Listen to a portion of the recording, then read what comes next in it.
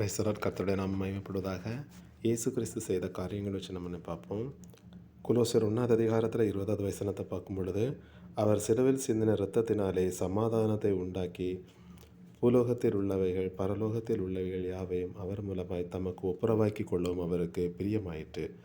வசனத்தின்படி பார்க்கும் பொழுது, தேவன் நம்மளுக்கு சமாதானத்தை உண்டாக்கி தந்திருக்கிறார். பிதாவாகிய தேவன் அவருடைய குமாரனை அனுப்பி நமக்கு சமாதானத்தை தந்திருக்கிறார்.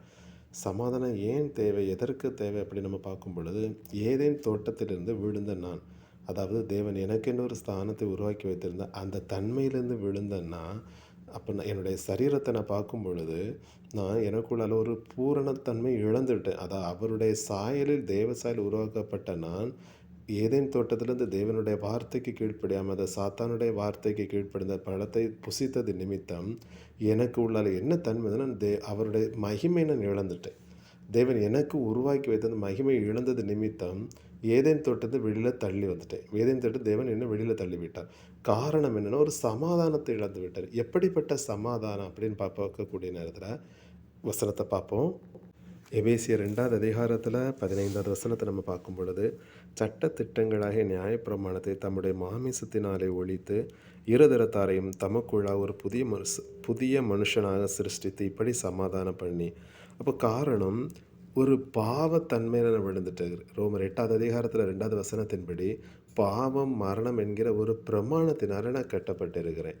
இந்த பாவம் மரணம் என்கிற பிரமாணத்தில் கட்டப்பட்டிருக்கிறேன்னா, ஆண்டவராக இயேசு கிறிஸ்து நான் ஏற்றுக்கொள்ளாமல் இருக்கும் பொழுது நான் எங்கே போகிறேன்னா, 2ஆம் மரணமாகிய அக்கினியும் கந்தவும் எரிகிற கடலிலே நான் இந்த பங்கடைம்படியாக இருக்குது. காரணம், ஒரு தேவசாயில இழந்தன்னா, ஏதேன் தோட்டத்தை வெளியில் வரப்பட்டன்னா, திருப்பி நான் ஏதேன் தோட்டத்துக்கு போகணும்னா அவருடைய சாயல் எனக்குள்ளால் பூரணாக வேண்டியிருக்குது. அந்த சாயல் எனக்குள்ளால் பூரணாகணும்னா நான் அவரை ஏற்றுக்கொள்ள, சொந்த இரட்சகராக ஏற்றுக்கொள்ள வேண்டியதாக இருக்குது.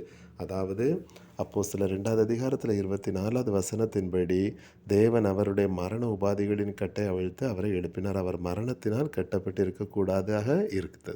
அப்படியானா என்னுடைய விசுவாசம் என்னென்னா, என்னுடைய பாவத்தை அவர் ஏற்றுக்கொண்டார். அவருடைய நீதி எனக்கு தந்தார். என்னுடைய பாவத்தை அவர் ஏற்றுக்கொண்டார். அப்படிங்கிறது என்னுடைய பாவத்தினதும் அடிக்கப்பட்டார், நொறுக்கப்பட்டார், சிதைக்கப்பட்டார். பிறகு என்னை மீட்டெடுக்கும்படியாக அவர் உயிர் தெழுந்தார். இப்படிப்பட்ட காரியத்தை செய்த அவரை நான் விசுவாசித்து ஏற்றுக்கொள்ளும் பொழுது, எனக்கு இந்த 2ஆம் மரணமாகி அக்கினியும் கந்தங்க எரிகிற அந்த கடலிலிருந்து எனக்கு ஒரு விடுதலை ஆகுது. நான் புதிய எருசலேமுக்குரிய ஒரு சபையாக, ஸ்திரீயாகி சபையாக என்னை மாற்றுகிறேன். அப்போ இப்படிப்பட்ட சமாதானத்தை இழந்த நான், சமாதானத்துக்கு தேவன் சொல்லக்கூடியது அதே எபேசியர் 2:16, பகையை சிலுவையினால் கொண்டிருக்கிறார். அப்போ எப்படிப்பட்ட பகை அப்படி நம்ம பார்க்கும் பொழுது, உலகம் மாமிசம் என்கிற பகை, ஏதேன் தோட்டத்திலிருந்து விழுந்த எனக்கு உள்ளால் ஒரு பூரணத்தன்மை எனக்குள்ளால் வந்துட்டு, உலகம் மாமிசம் என்கிற அந்த பகை எனக்கு உள்ளால் இருந்தது. இதன் நிமித்தம் எனக்கும் தேவனுக்கும் ஒரு ஒப்புரவில்லை, ஒரு சமாதானம் இல்லை. பிதாவாகிய தேவன் அவருடைய குமாரனை பார்த்து, குமாரனை நோக்கி நம்மை மீட்கெடுக்கும்படியாக இந்த பூமிக்கு தேவன் அவருடைய குமாரனை அனுப்பியிருக்கிறார். ஒரு வசனம் 2 கொரிந்தியர் 8வது அதிகாரத்தில் 9வது வசனத்தை பார்க்கும் பொழுது, நம்முடைய கர்த்தராய் இயேசு கிறிஸ்துவின் கிருபை அறிந்திருக்கிறீர்களே, அவர் ஐஸ்வர்யம் உள்ளவராய் இருந்தும் நீங்கள் அவருடைய தரித்திரத்தினாலே ஐஸ்வர்யவான்கள் ஆகும்படிக்கு உங்கள் நிமித்தம் தரித்திரனர். தேவன் அவருடைய குமாரனை இந்த பூமிக்கு அனுப்பும் பொழுது அவர் ஒரு நிலையில் இருந்திருக்கிறார். ஐஸ்வர்யம் என்கிற ஒரு ஸ்தானத்தில் இருந்திருக்கிறார். அந்த நிலையிலிருந்து பிதாவின் அவருடைய குமாரனை இந்த பூமிக்கு அனுப்பி தேவன் சொல்கிறார், தரித்திரன் என்கிற ஸ்தானத்தில் இந்த பூமிக்கு அனுப்பியிருக்கிறார். எதற்காக? நம்மை மீட்டெடுப்பதற்காக. அப்போ நம்ம அவருடைய குமாரனை நாம் விசுவாசிக்கும் பொழுது நம்மளுக்கு ஒரு சமாதானத்தை உண்டாக்கி இருக்கிறார்.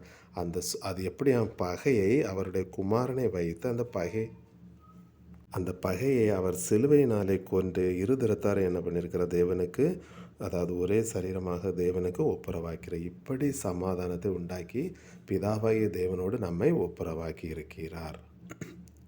இப்படி நாம் அவரை சொந்த இரட்சகராக ஏற்றுக்கொள்ளும் பொழுது ஆண்டவர் சொல்லக்கூடிய வசனம் எபேசியர் 2:22வது வசனம், அவர் மேல் நீங்களும் ஆவியினாலே தேவனுடைய வாசஸ்தலமாக கூட்டி கட்டப்பட்டு வருகிறீர்கள். இப்படி நாம் அவரை ஏற்றுக்கொள்ளும் பொழுது அவருடைய குமாரனுக்கு எல்லாமே அவருடைய ஒரு வாசஸ்தலமாக கட்டி தேவன் நம்மை நடத்துகிறார். அல்லேலூயா.